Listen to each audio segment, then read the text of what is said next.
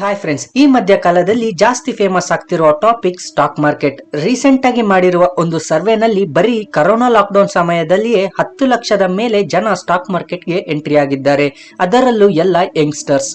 ಈ stock market ಎಂದರೆ ಏನು ಅಂತ ಗೊತ್ತಿಲ್ಲದವರು ಸಹ ಈಗ ಈ ಸ್ಟಾಕ್ ಮಾರ್ಕೆಟ್ ಬಗ್ಗೆ ತಿಳಿದುಕೊಳ್ಳಲು ಆಸಕ್ತಿ ತೋರಿಸುತ್ತಿದ್ದಾರೆ. ಯೂಟ್ಯೂಬ್ ನಲ್ಲಿ ಜಾಸ್ತಿ ವಿಡಿಯೋಸ್ ಇದ್ದರೂ ಸಹ ಯಾರು ಕ್ಲಾರಿಟಿಯಾಗಿ ಇನ್ಫಾರ್ಮೇಶನ್ ನ ಕೊಡ್ತಿಲ್ಲ. ಇದು ನನ್ನ ಒಪಿನಿಯನ್. ಸೊ ಈ ಸ್ಟಾಕ್ ಮಾರ್ಕೆಟ್ ಬಗ್ಗೆ ಬೇಸಿಕ್ ಎಲ್ಲ ಕವರ್ ಆಗೋ ರೀತಿ ಈ ವಿಡಿಯೋ ಸೀರೀಸ್ ನ ಕನ್ನಡದಲ್ಲಿ ಸ್ಟಾರ್ಟ್ ಮಾಡ್ತಿದ್ದೀನಿ. ಈ ವಿಡಿಯೋ ಸೀರೀಸ್ ಪೂರ್ತಿಯಾಗುವಷ್ಟರಲ್ಲಿ ನೀವು ಸ್ಟಾಕ್ ಮಾರ್ಕೆಟ್ ನಲ್ಲಿ ಹಣ ಮಾಡುತ್ತೀರಾ ಅಂತ ನಾನು ಹೇಳಲ್ಲ.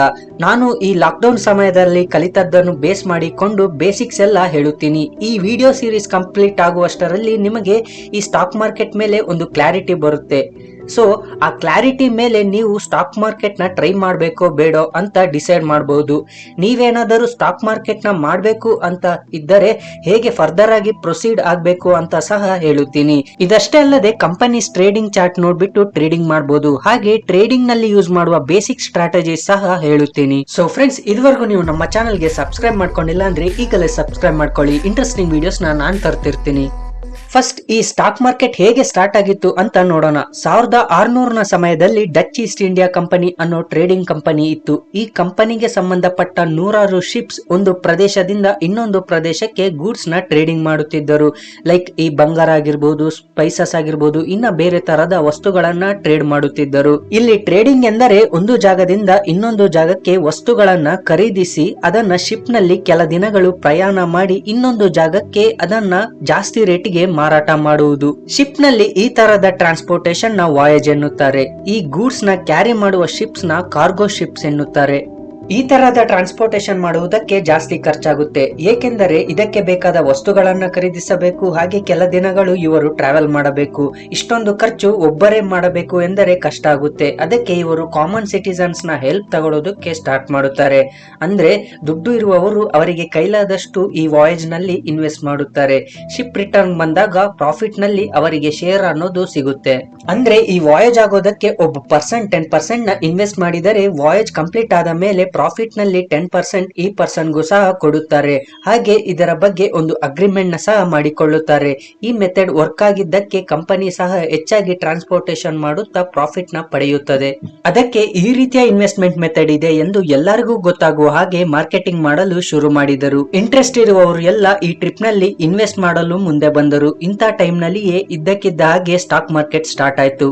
1602ರಲ್ಲಿ ಡಚ್ ಈಸ್ಟ್ ಇಂಡಿಯಾ ಕಂಪನಿ ಪ್ರಪಂಚದಲ್ಲಿಯೇ ಮೊದಲ ಪಬ್ಲಿಕ್ ಟ್ರೇಡಿಂಗ್ ಕಂಪನಿ ಆಗಿತ್ತು. ಇನ್ನೊಂದು ವಿಷಯ ಏನೆಂದರೆ ಆ ಕಾಲದಲ್ಲಿ ಸಮುದ್ರದಲ್ಲಿ ಪೈರೇಟ್ಸ್ ಇದ್ದರು. ಒಂದೊಂದು ಸಾರಿ ಹೊರಟ ಶಿಪ್ ಗಳು ಮತ್ತೆ ರಿಟರ್ನ್ ಬರುತ್ತಿರಲಿಲ್ಲ. ಅಂದ್ರೆ ಈ ಟ್ರಿಪ್ ನಲ್ಲಿ ಇನ್ವೆಸ್ಟ್ ಮಾಡಿದ ಜನಕ್ಕೆ ಇದು ಲಾಸ್. ಈ ಮೆಥಡ್ ನ ಅರ್ಥ ಮಾಡಿಕೊಂಡ ಜನರು ಒಂದೇ ಟ್ರಿಪ್ ಮೇಲೆ ಇನ್ವೆಸ್ಟ್ ಮಾಡದೆ ಆ ಅಮೌಂಟ್ ನ ಡಿವೈಡ್ ಮಾಡಿಕೊಂಡು 4-5 ಟ್ರಿಪ್ ಮೇಲೆ ಇನ್ವೆಸ್ಟ್ ಮಾಡಿದರು. ಒಂದೆರಡು ಟ್ರಿಪ್ ನಲ್ಲಿ ಲಾಸ್ ಆದರೂ ಸಹ ಇನ್ನ ಮಿಕ್ಕಿದ ಟ್ರಿಪ್ಸ್ ನಲ್ಲಿ ಇವರಿಗೆ ಪ್ರಾಫಿಟ್ ಆಗುತ್ತಿತ್ತು. ಈ ಇನ್ವೆಸ್ಟ್ಮೆಂಟ್ ಮೆಥಡ್ ವಾಯೇಜಸ್ ಗೆ ಅಲ್ಲದೆ ಲೋಕಲ್ ಬಿಸ್ನೆಸ್ ಐಡಿಯಾಸ್ ಗೂ ಸಹ ಸ್ಪ್ರೆಡ್ ಆಯಿತು. ಹೀಗೆ ಸ್ಟಾಕ್ ಮಾರ್ಕೆಟ್ ಪ್ರಪಂಚದೆಲ್ಲ ಕಡೆ ಸ್ಪ್ರೆಡ್ ಆಯಿತು. ಇದೇ ಸ್ಟಾಕ್ ಮಾರ್ಕೆಟ್ ನ ಚರಿತ್ರೆ. ಈಗ ಈ ಮಾಡರ್ನ್ ಸ್ಟಾಕ್ ಮಾರ್ಕೆಟ್ ಬಗ್ಗೆ ನೋಡೋಣ. ಯಾವುದೇ ಕೆಲಸ ಸರಿಯಾಗಿ ಆಗ್ಬೇಕು ಅಂದ್ರೆ ಅದಕ್ಕೆ ರೂಲ್ಸ್ ಅಂಡ್ ರೆಗ್ಯುಲೇಷನ್ ಸರಿಯಾಗಿ ಇರಬೇಕು. ನಮ್ಮ ಇಂಡಿಯಾದಲ್ಲಿ ಈ ಸ್ಟಾಕ್ ಮಾರ್ಕೆಟ್ ಗೆ ರೂಲ್ಸ್ ಅಂಡ್ ರೆಗ್ಯುಲೇಷನ್ ಮಾಡುವವರು ಸೆಬಿ ಎಂದರೆ security and exchange board of India. For example X ಅನ್ನೋ ಕಂಪನಿ ಇದೆ ಅನ್ಕೊಳ್ಳಿ. ಆ ಎಕ್ಸ್ ಕಂಪನಿಯ ಓನರ್ ಇದನ್ನ ಎಕ್ಸ್ಪ್ಯಾಂಡ್ ಮಾಡ್ಬೇಕು ಅನ್ಕೊಂತಾನೆ. ಆಗ ಮಾಡ್ಬೇಕು ಅಂದ್ರೆ ಇವನಿಗೆ ಹಣ ಬೇಕು. ಆ ಹಣನೇ ಇನ್ವೆಸ್ಟ್ಮೆಂಟ್ ಇಲ್ಲ ಕ್ಯಾಪಿಟಲ್ ಎನ್ನುತ್ತಾರೆ. ಆ ಕಂಪನಿಯ 100% ಅವನೇ ಓನರ್. ಈಗ ಇನ್ವೆಸ್ಟ್ಮೆಂಟ್ ಬೇಕಲ್ಲ, ಅದಕ್ಕೆ ಆ ಕಂಪನಿನ 10% ಪಬ್ಲಿಕ್ ಗೆ ಅವೈಲಬಿಲಿಟಿ ಆಗೋ ರೀತಿ ಮಾಡುತ್ತಾನೆ. ಅಂದ್ರೆ ಈಗ ಇಲ್ಲಿ 90% ಅವನಿಗೆ ಸೇರಿದರೆ ಇನ್ನ ಮಿಕ್ಕಿದ 10% ಯಾರು ಪರ್ಚೇಸ್ ಮಾಡುತ್ತಾರೋ ಅವರಿಗೆ ಸೇರುತ್ತೆ. ಶಾರ್ಟ್ ಕಟ್ ನಲ್ಲಿ ಹೇಳ್ಬೇಕು ಅಂದ್ರೆ 90% ಅವನಿಗೆ ಸೇರಿದರೆ ಮಿಕ್ಕಿದ 10% ಪಬ್ಲಿಕ್ ಯಾರು ಪರ್ಚೇಸ್ ಮಾಡಿರುತ್ತಾರೋ ಅವರಿಗೆ ಸೇರುತ್ತೆ.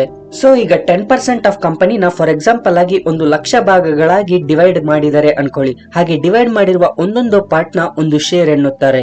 ಆ ಕಂಪನಿಗೆ ಶೇರ್ ಗೆ ಒಂದು ಇನಿಷಿಯಲ್ ವ್ಯಾಲ್ಯೂ ಅನ್ನೋದು ಕೊಡುತ್ತಾರೆ. ಎಕ್ಸಾಂಪಲ್ ಈ ಎಕ್ಸ್ ಅನ್ನೋ ಕಂಪನಿಯ ಶೇರ್ ವ್ಯಾಲ್ಯೂ 1000 ರೂಪೀಸ್. ಈ ಶೇರ್ ವ್ಯಾಲ್ಯೂ ಅನ್ನೋದು ಕಂಪನಿಗೆ ಪ್ರಾಫಿಟ್ಸ್ ಬಂದರೆ ಶೇರ್ ವ್ಯಾಲ್ಯೂ ಜಾಸ್ತಿ ಆಗುತ್ತೆ, ಲಾಸ್ ಆದರೆ ಶೇರ್ ವ್ಯಾಲ್ಯೂ ಕಮ್ಮಿ ಆಗುತ್ತೆ. ಈ ಎಲ್ಲಾ ಪ್ರೊಸೆಸ್ ಎಕ್ಸ್ ಅನ್ನೋ ಕಂಪನಿ ಹೇಗ್ ಸಿಕ್ಕಿದ್ರೆ ಹಾಗೆ ಮಾಡುವುದಿಲ್ಲ. ಮೊದಲು ಎಕ್ಸ್ ಅನ್ನೋ ಕಂಪನಿ ಸೆಬಿನ ಕನ್ಸಲ್ಟ್ ಮಾಡಿ ಅಲ್ಲಿ ಕಂಪನಿ ಕಂಪನಿನ ರಿಜಿಸ್ಟರ್ ಮಾಡಿಕೊಳ್ಳುತ್ತದೆ. ಸೆಬಿಯ ರೂಲ್ಸ್ ನ ಪ್ರಕಾರ ಎಲ್ಲಾ ಪ್ರೊಸೆಸ್ ಆಗಿ ಪಬ್ಲಿಕ್ಕಿಗೆ ಅವೈಲಬಿಲಿಟಿ ಆಗಿ ಬರುತ್ತೆ. ಹೀಗೆ ಒಂದು ಕಂಪನಿ ಮೊದಲ ಬಾರಿಗೆ ಶೇರ್ಸ್ ನ ಪಬ್ಲಿಕ್ಕಿಗೆ ತಗೊಂಡು ಬರುವುದನ್ನ IPO ಎನ್ನುತ್ತಾರೆ. ಇಲ್ಲಿ IPO ಎಂದರೆ ಇನಿಷಿಯಲ್ ಪಬ್ಲಿಕ್ ಆಫರಿಂಗ್. ಸೊ ಒಂದು ಕಂಪನಿ IPO ಮಾಡಿದರೆ ಆ ಕಂಪನಿಯ ಶೇರ್ಸ್ ಪಬ್ಲಿಕ್ಕಿಗೆ ಅವೈಲಬಿಲಿಟಿ ಆಗಿರುತ್ತೆ. ಆಗ ಯಾರ್ ಬೇಕಾದರೂ ಅವರು ಡಿಮ್ಯಾಟ್ ಅಕೌಂಟ್ ನಿಂದ ಶೇರ್ಸ್ ನ ಪರ್ಚೇಸ್ ಮಾಡಬಹುದು. ಫಾರ್ ಎಕ್ಸಾಂಪಲ್ ಎಕ್ಸ್ ಅನ್ನೋ ಕಂಪನಿಯ ಶೇರ್ ವ್ಯಾಲ್ಯೂ 1000 ರೂಪೀಸ್. ಸೊ ನಾನು 10,000 ಕೊಟ್ಟು 10 ಶೇರ್ ನ ಪರ್ಚೇಸ್ ಮಾಡಿದರೆ ನಾವು ಆ ಕಂಪನಿಯ ಚಿಕ್ಕ ಪಾರ್ಟ್ನರ್ ಆಗಿರುತ್ತೀವಿ. ಅಲ್ಲಿ ನಮ್ಮ ಪಾರ್ಟ್ನರ್ಶಿಪ್ ಅನ್ನೋದು ತುಂಬಾ ಕಮ್ಮಿ ಇರುತ್ತೆ, ಲೈಕ್ 0.0001%. ಒಂದು ಕಂಪನಿಗೆ ಇಬ್ಬರು ಪಾರ್ಟ್ನರ್ಸ್ ಇದ್ದರೆ ಒಬ್ಬರಿಗೆ 51%, ಇನ್ನೊಬ್ಬರಿಗೆ 49% ಪಾರ್ಟ್ನರ್ಶಿಪ್ ಇದ್ದರೆ ಆ ಕಂಪನಿಗೆ ಸಂಬಂಧಪಟ್ಟ ಫೈನಲ್ ಡಿಸಿಷನ್ಸ್ ತಗೊಳ್ಳೋ ಪವರ್ ಈ 51 ಪಾರ್ಟ್ನರ್ಶಿಪ್ ಇರುವ ಪರ್ಸನ್ ಗೆ ಇರುತ್ತೆ. ಸೊ ನಮಗೆ ಎಕ್ಸ್ ಹತ್ತಿರ 0.0001% ಪಾರ್ಟ್ನರ್ಶಿಪ್ ಇರುವುದರಿಂದ ನಮಗೆ ಡಿಸಿಷನ್ಸ್ ತಗೊಳ್ಳುವುದಾಗ್ಲಿ ಐಡಿಯಾಸ್ ಕೊಡುವ ಆಪರ್ಚುನಿಟೀಸ್ ನಮಗೆ ಇರುವುದಿಲ್ಲ. ಇದು ಸ್ಟಾಕ್ ಮಾರ್ಕೆಟ್ ನ ಬೇಸಿಕ್ಸ್ ನ ಫಸ್ಟ್ ಪಾರ್ಟ್. ನೆಕ್ಸ್ಟ್ ಪಾರ್ಟ್ ಗಾಗಿ ಹಾಗೆ ಈ ವಿಡಿಯೋ ನಿಮಗೆ ಯೂಸ್ ಆಗಿ ಇಷ್ಟ ಆಗಿದೆ ತಪ್ಪದೆ ನಮ್ಮ ಚಾನಲ್ ಗೆ ಸಬ್ಸ್ಕ್ರೈಬ್ ಮಾಡಿ. ಈ ವಿಡಿಯೋನ ಸ್ಟಾಕ್ ಮಾರ್ಕೆಟ್ ನಲ್ಲಿ ಇಂಟ್ರೆಸ್ಟ್ ಇರುವವರಿಗೆ ಶೇರ್ ಮಾಡಿ. ಈ ವಿಡಿಯೋನ ಲೈಕ್ ಮಾಡಿ. Thank you friends.